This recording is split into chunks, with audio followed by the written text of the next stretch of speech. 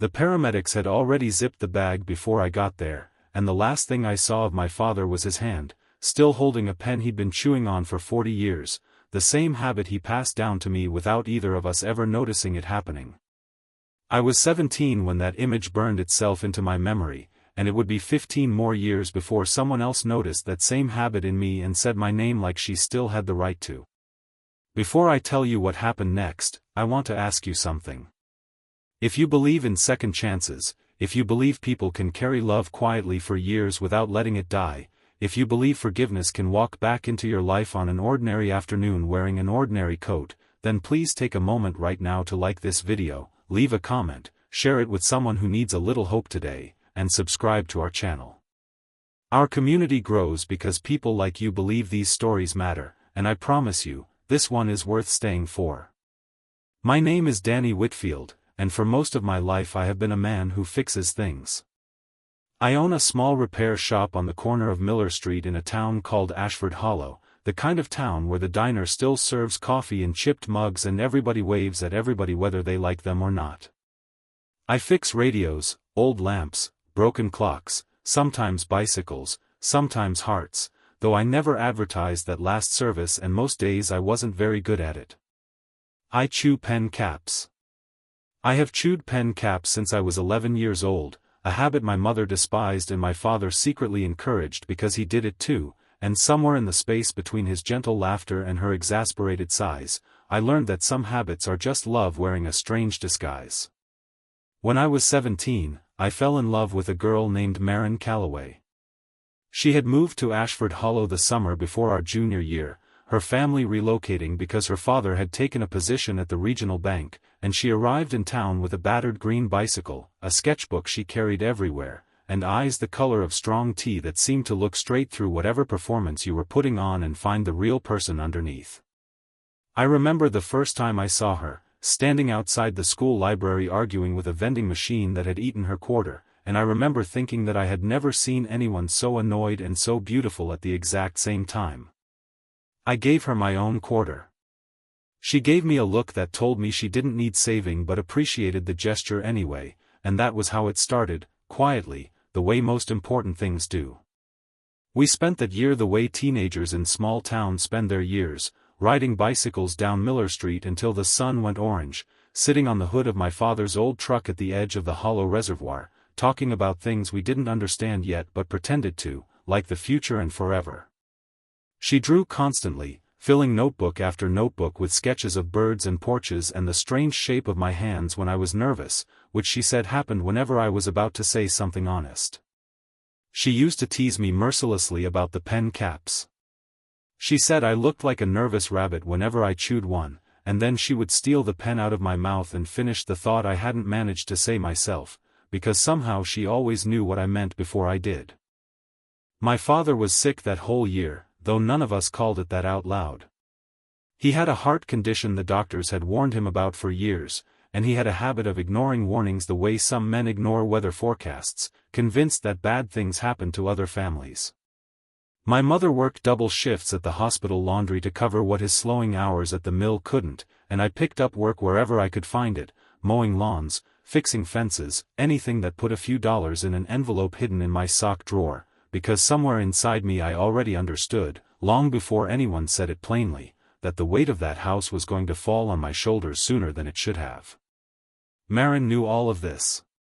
She never once made me feel small for the patched jeans or the second-hand bicycle or the fact that I couldn't always afford to take her anywhere nicer than the reservoir.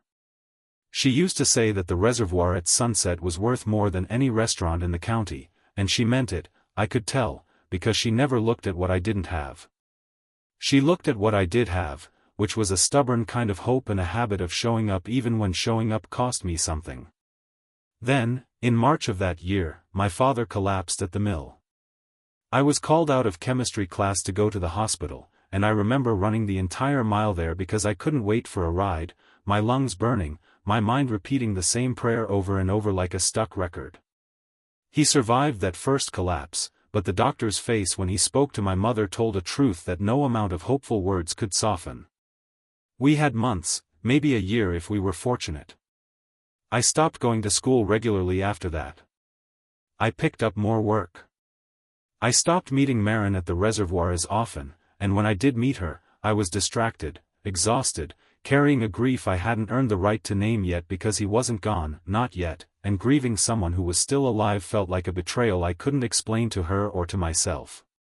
She noticed, of course she noticed everything, but I made the mistake so many boys make when they are drowning. I pulled away instead of reaching out. I told her I needed space when what I actually needed was her hand in mine.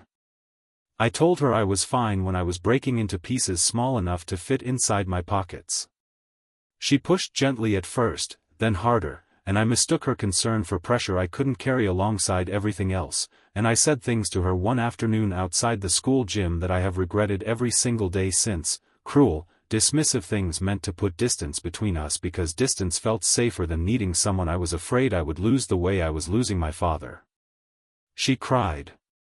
I remember that more than I remember my own words, the way her tea-colored eyes filled and how she didn't wipe the tears away, just let them fall like she decided I wasn't worth the effort of hiding them anymore. She walked away from me that day, and 3 weeks later her father was transferred again, this time to a branch 2 states away, and her family packed up the house on Larkspur Lane faster than seemed possible, as if the transfer had been arranged in the exact moment I needed her most and lost her instead. I never got to apologize properly. I wrote her a letter, 3 pages long, folded into an envelope I carried in my jacket for 2 weeks because I kept losing my nerve to mail it. By the time I finally did mail it, addressed to the only forwarding address my mother had managed to get from Maren's aunt, my father had his second collapse, the one that took him, and grief swallowed whatever courage I'd built up to send that letter meaning anything. I never heard back. I assumed, in the arrogant certainty of a boy still learning what loss really costs, that she had read it and decided I wasn't worth forgiving.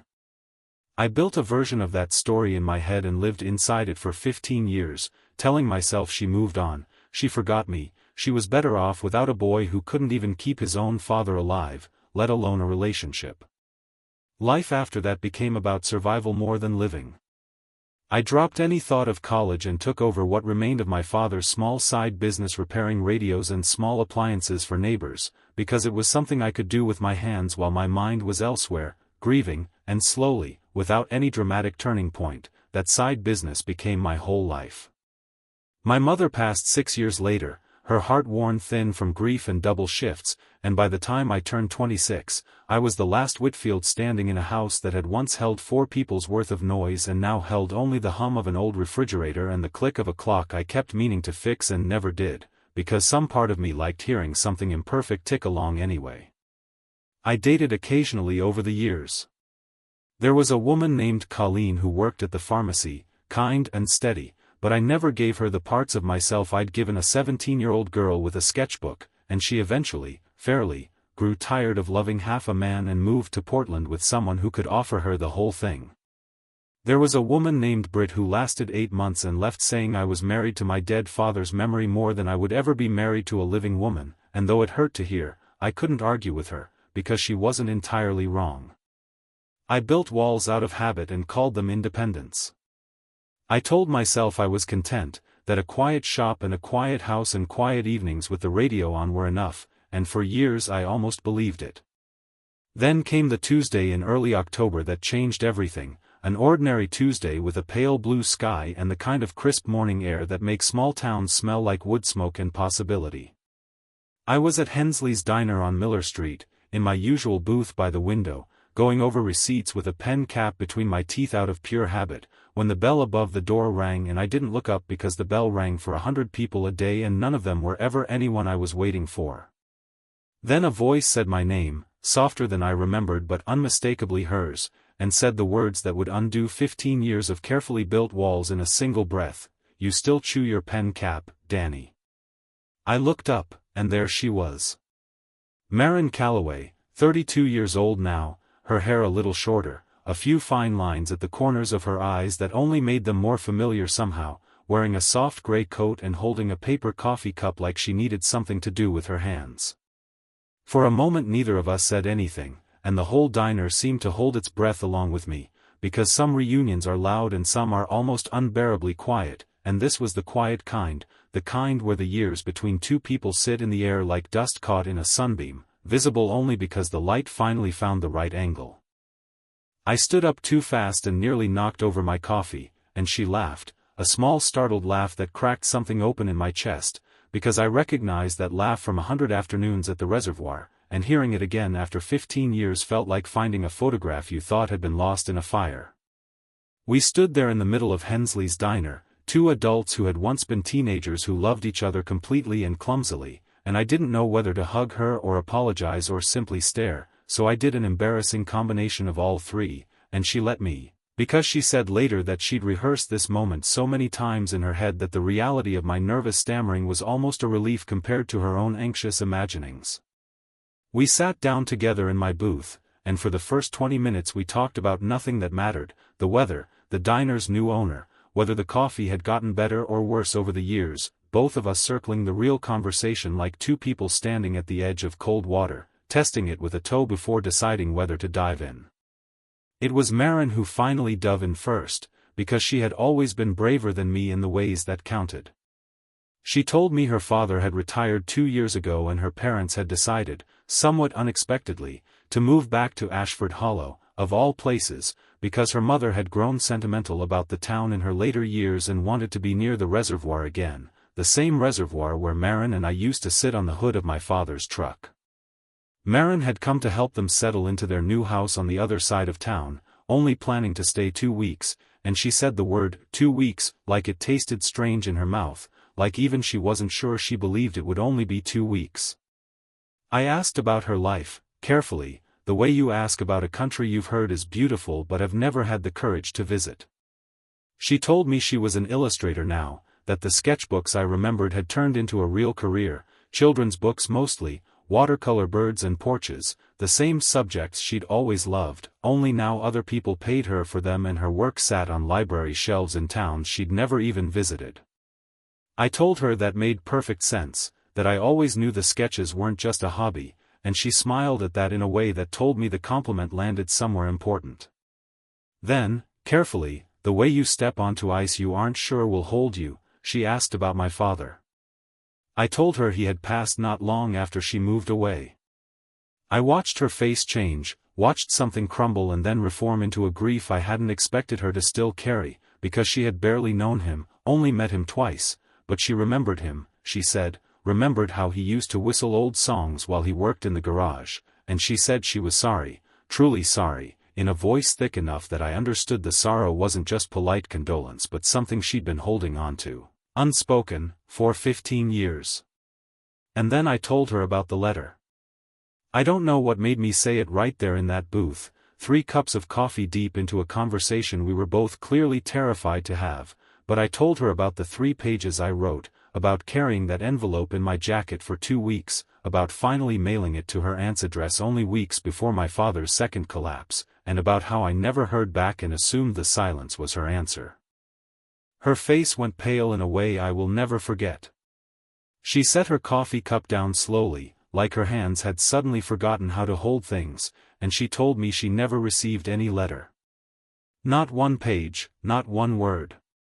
She said her aunt, her father's sister, a woman named Roberta who had never approved of Maren dating a boy from what she called the wrong side of the mill, had intercepted mail for her more than once that year, convinced she was protecting Maren from a boy who would only drag her down into a life of struggle and grief.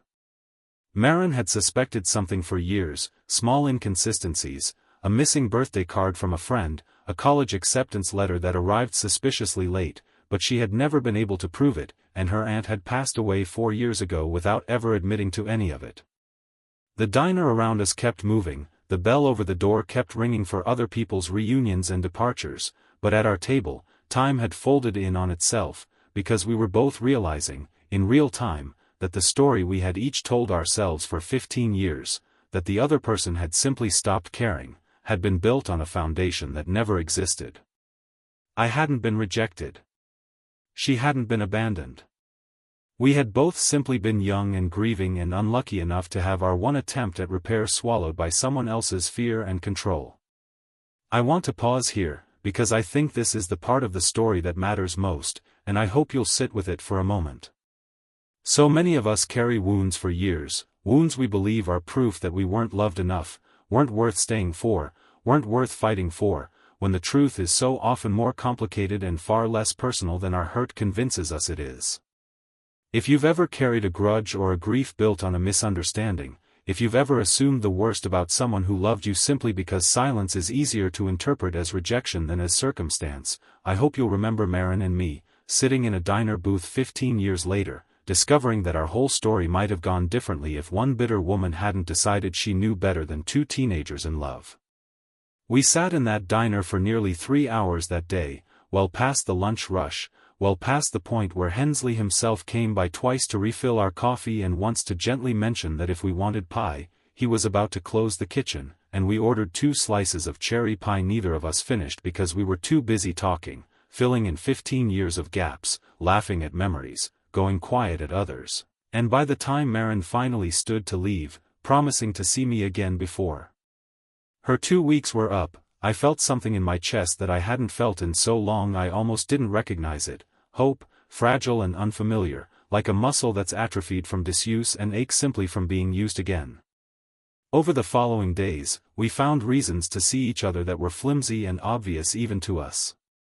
She needed help hanging shelves in her parents' new garage, which somehow required my presence for an entire afternoon despite the fact that she was more than capable of using a drill herself. I needed her opinion on paint colors for the shop's front window, a decision I had honestly already made weeks earlier. We both understood the game we were playing and neither of us called it out, because calling it out would have meant admitting how much we wanted these excuses to keep happening. Her parents, I should say, were kind to me in a way I hadn't expected. Her father, older now, softer around the edges than the stern banker I remembered from all those years ago, shook my hand firmly when I came by to help with the shelves and told me, gruffly, that he'd always regretted how quickly they'd moved away that spring, that he hadn't fully understood at the time how much his daughter had lost in the move, only how much the promotion mattered for the family's finances. Her mother, meanwhile, hugged me the moment she saw me, an unexpected, warm hug from a woman I'd only met twice as a teenager, and she whispered that she remembered how Maren used to talk about the boy who fixed radios and chewed pens, and that she was glad, genuinely glad, to see that boy standing in her garage all these years later. It wasn't all easy, though, and I don't want to tell you it was, because that wouldn't be honest, and this story is only worth telling if it's honest. There were hard conversations too.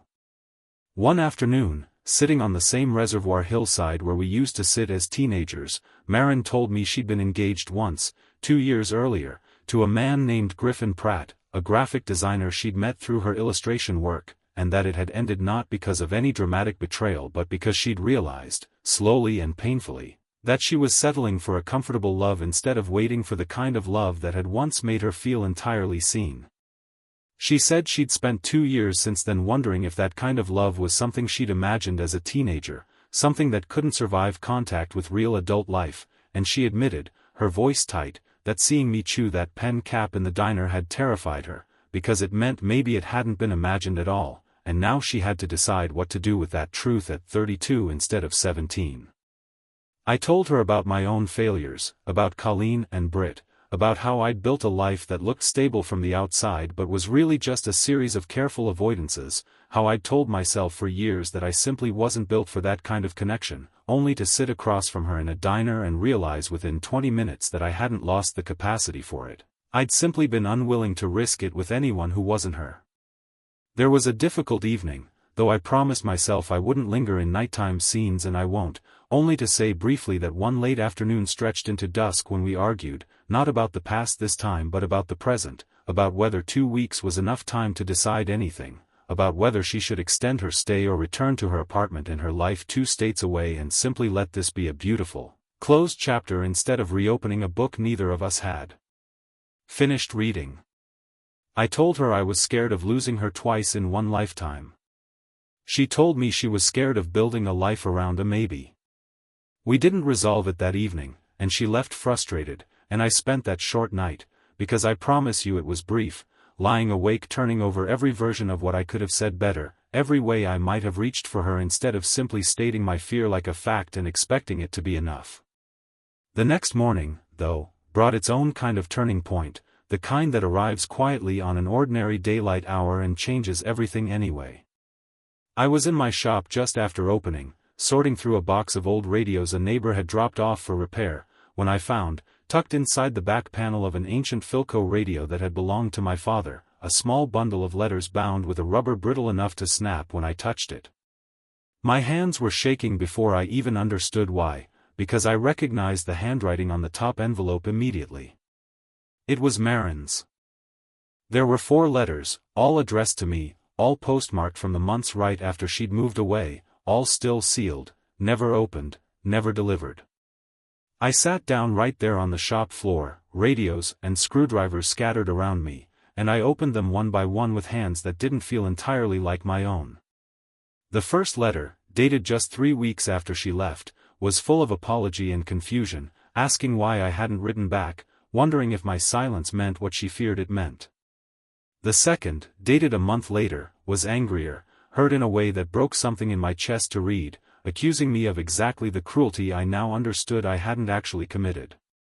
The third letter, dated 2 months after that, was softer again, almost resigned, saying she understood if I'd moved on, that she hoped I was taking care of my father, that she still thought about the reservoir every single day. The fourth letter, the last one, dated nearly 6 months after she'd left, simply said she was trying to stop hoping for a reply because it was hurting too much to keep hoping, and that she wished me well, genuinely, whatever had happened between us. I sat on that shop floor and wept in a way I hadn't allowed myself to weep even at my own father's funeral, because I finally understood the full shape of what had been stolen from us. My father, it turned out, and I would only piece this together over the following days by asking my father's old friend Walt Higgins, who had helped him around the house that year, must have collected the mail some afternoons when my mother was working doubles and I was out doing odd jobs, and in the fog of his declining health, in a house drowning in grief and worry, he must have set those letters aside somewhere safe, meaning to give them to me, and simply forgotten, the way a dying man forgets 1,000 small things while his body focuses all its remaining strength on simply continuing to beat. It wasn't malice like Maren's aunt. It was only illness and exhaustion and the terrible randomness of bad timing, but the result was the same brutal theft of 15 years neither of us could get back. I drove straight to Maren's parents' house that same morning, letters in hand, and when she opened the door and saw my face, she knew immediately that something significant had happened. I couldn't speak at first, I simply held the letters out to her, and I watched her expression shift from confusion to recognition to a kind of devastated understanding as she saw her own handwriting on envelopes that had never been opened until that very morning. We sat together on her parents' front porch steps, in the bright honest light of a Wednesday morning, and read through those letters together, out loud, taking turns, and by the end we were both crying, not from sorrow exactly but from something more complicated, a grief for the years we'd lost layered over a strange, fierce gratitude that the truth had finally found its way to daylight. I told her, sitting on those steps, that I understood now why she'd been so afraid to trust this feeling twice, and I told her I was done being afraid of it myself. I said that I had spent 15 years believing I wasn't worth staying for, and she had spent 15 years believing I hadn't wanted her to stay, and neither of us had been right, and I didn't want to spend one more day letting a mistake that wasn't even ours steal anything else from us. She looked at me for a long moment, her eyes wet, and she said that she was tired of being brave enough to leave and not brave enough to stay, and that she wanted, more than anything, to try being brave in the other direction for once. That was the turning point that mattered most, more than finding the letters even, because it was the moment we both chose, with open eyes and full knowledge of everything that had gone wrong before, to try again anyway. Her 2 weeks stretched, first quietly, then openly. She rented a small studio space above the old bakery on Miller Street to continue her illustration work, telling her editor she needed a change of scenery, though we both knew the real reason had a name and a habit of chewing pen caps. Her parents were thrilled, in the unguarded way that older parents get thrilled when they see their children given a second chance at something that once brought them joy. My own house, quiet for so many years, slowly began to fill with new sounds, her laughter down the hallway, the scratch of her pencil against sketch paper at my kitchen table, the radio playing old songs the way it used to when my father was alive, because I finally fixed that broken clock too, the one I'd kept meaning to repair for years. And something about hearing it tick again felt like permission to let time move forward instead of staying frozen in that one terrible spring. We didn't rush anything, and I think that mattered too. We had both learned, painfully, what happens when two people who love each other let fear or misunderstanding or other people's interference make decisions for them, and so this time we talked, openly and often, about our fears, our old wounds, the ways grief had shaped both of us into people who sometimes flinched away from good things out of habit. Maren told me one afternoon, sitting on the porch swing my father had built decades earlier, that healing wasn't about pretending the 15 years hadn't happened, it was about letting those years become part of the story instead of the whole story, and I think that's the truest thing anyone said to me during that entire season of my life. There is a particular afternoon I want to tell you about, because I think it captures everything this story has been building toward. It was a Saturday in late October, the kind of crisp, golden day that makes the whole world look freshly painted, and Maren and I drove out to the reservoir together, parking in almost the exact spot where my father's old truck used to sit all those years ago. We climbed onto the hood of my own truck now, a battered old thing I'd fixed up myself over the years the way I fixed everything, and we sat there in comfortable silence, watching the light move across the water the way it used to, and for a moment I could feel every version of myself at once, the 17-year-old boy who first fell in love here, the grieving young man who buried both his parents and built walls out of habit, and the 32-year-old sitting there now, finally, impossibly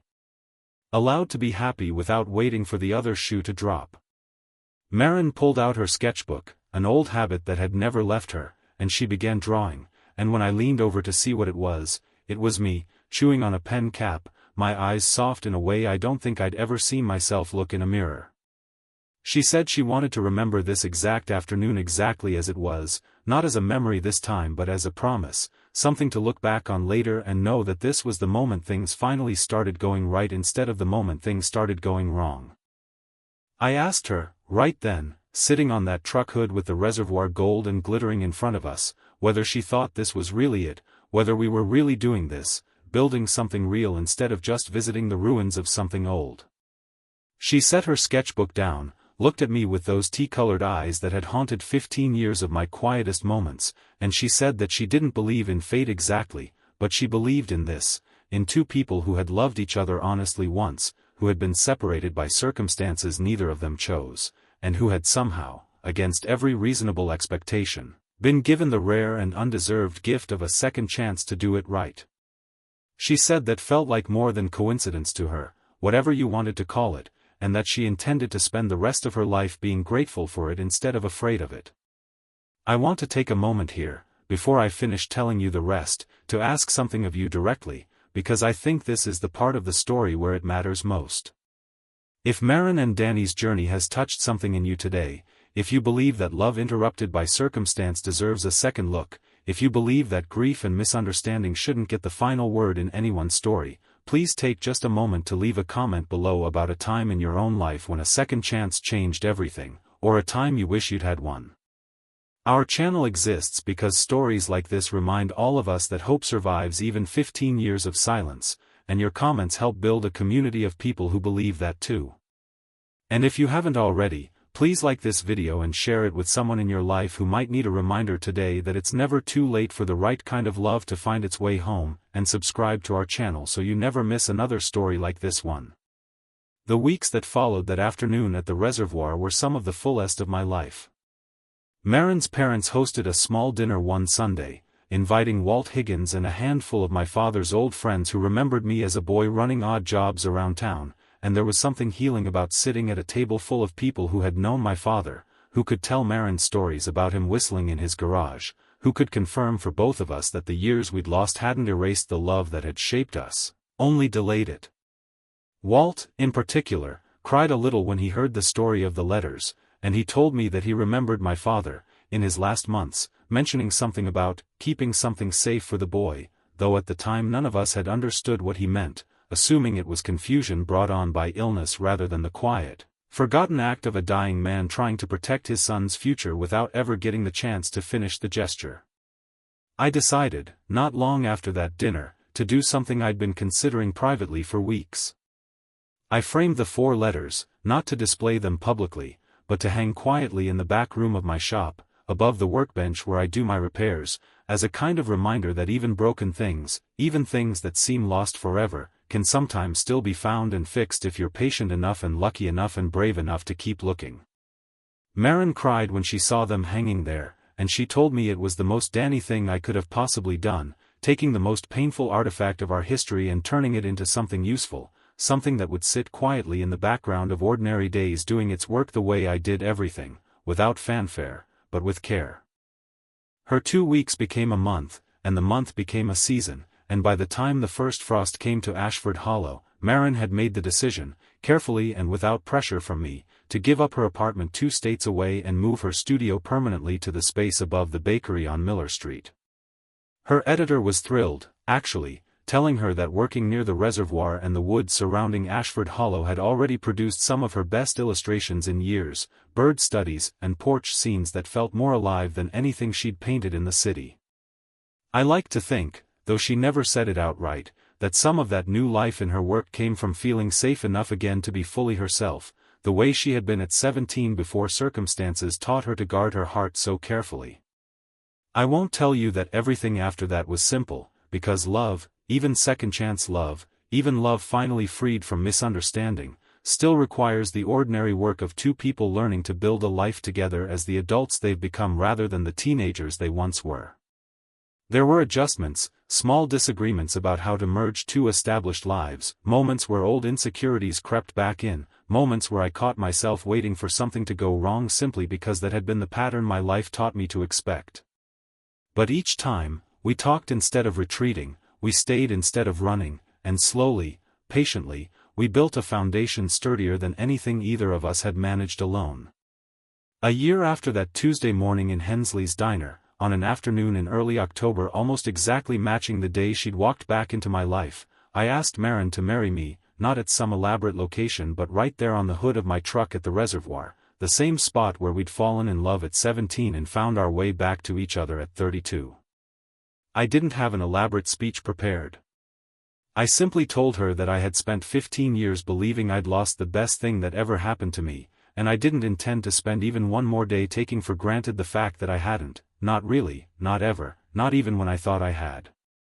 She said yes before I'd even finished getting the ring out of my pocket, laughing through tears, telling me that some things really were worth waiting 15 years for. We were married the following spring, in the backyard of her parents' house, under a sky as blue and honest as the one on the day she'd walked back into Hensley's diner. Walt Higgins gave a small toast about my father, saying he wished he could have seen this day, and I believe, in whatever way such things work, that he did see it, that some part of him had known, even in his last confused months, that keeping those letters safe mattered more than he could explain at the time, and that he'd finally, 15 years later, managed to deliver them exactly when they were needed most. I think often about what this whole experience taught me, and I want to share it with you now, because I believe it's the reason this story is worth telling at all. For 15 years, I built an entire identity around the belief that I wasn't worth staying for, that my grief and my struggles had made me someone impossible to love fully, and I let that false belief cost me years of connection I could have had, not just with Maren but with anyone, because I never let anyone close enough to prove that belief wrong. Maren, meanwhile, spent those same 15 years believing that love like ours was something you only get to experience once, something too fragile to survive real adult life, and she nearly settled for a smaller, safer version of love because she didn't believe the real thing could exist twice. We were both wrong, and we were both robbed of years we can never fully get back, not through any fault of our own but through the quiet, ordinary interference of other people's fear and the unpredictable cruelty of illness and timing. But here is what I've learned, and what I hope you'll carry with you after today: the years we lose to misunderstanding and fear are painful, but they don't have to be the end of the story. Grief doesn't erase love, distance doesn't erase love, even 15 years of silence, even 4 unopened letters gathering dust inside a broken radio, couldn't erase what Maren and I felt for each other, because love like that doesn't simply vanish when circumstances interrupt it. It waits, quietly, patiently, sometimes for far longer than seems fair, and it finds its way back when you least expect it, sometimes in a diner booth on an ordinary Tuesday morning, sometimes through the simple, startling recognition of an old habit like chewing on a pen cap. Before I close this story, I want to ask you directly, because I think it matters, has there been a moment in your own life when an old love, an old friendship, an old wound you thought was permanently closed, found its way back to you unexpectedly? Please leave a comment below and tell us about it, because I believe stories like these heal us when we share them with each other, and our community here grows stronger every time someone is brave enough to be honest about their own second chances, lost or found. If this story moved you even a little, please like this video, share it with someone who needs a reminder today that love can survive 15 years of silence, and subscribe to our channel, because we believe, as a family here, that kindness and forgiveness and hope deserve to be told and retold until the whole world remembers how much they matter. These days, my shop on Miller Street looks much the same as it always did, radios and clocks and old lamps scattered across the workbench waiting for someone patient enough to fix them. But now, above that workbench, 4 old letters hang framed in simple wood, a quiet reminder of everything nearly lost and everything finally found. Maren's studio above the bakery fills with the smell of fresh bread every morning, and some mornings I climb the back stairs just to watch her work, sketching birds and porches and, occasionally, a man with a pen cap between his teeth, looking, in her careful watercolor lines, exactly like a boy who never quite let go of hope even when he believed he had. We visit the reservoir often, especially in early October when the light turns that particular shade of gold that neither of us has ever managed to describe adequately, though Maren keeps trying in her sketchbooks. We talk sometimes about the 15 years we lost, not with bitterness anymore but with a kind of tender acknowledgement, the way you might speak of a long illness you finally recovered from, grateful mostly for how deeply you now appreciate your health. My father's old truck still runs, patched together with parts I've replaced a dozen times over the years, and some Saturday afternoons we simply sit on its hood the way we did as teenagers, older now, softer around the edges, but somehow, impossibly, more certain of each other than we ever managed to be at 17, when certainty was easy because we hadn't yet learned how much the world could take from us if we let it. I still chew pen caps. Maren still steals them out of my mouth mid-sentence to finish whatever thought I'm too nervous to say plainly, exactly the way she used to 15 years ago, as though no time had passed at all, as though the years between were simply a long, strange detour on a road that always, eventually, led back home. And every single time she does it, every single time she catches that small, stubborn habit and calls it by name, I remember that ordinary Tuesday morning in Hensley's diner, the bell above the door, the coffee cup in her hands, and the 6 words that undid 15 years of grief in a single breath: "You still chew your pen cap, Danny," and I understand, more fully every day, that some love simply refuses to stay lost, no matter how long the world tries to keep it that way. If you believe that too, if you believe that hope and forgiveness and second chances are worth fighting for, please carry that belief with you today, share it with someone who needs it, and know that our channel, our community, our family here will always be a place where stories like this one are told with the honesty and tenderness they deserve.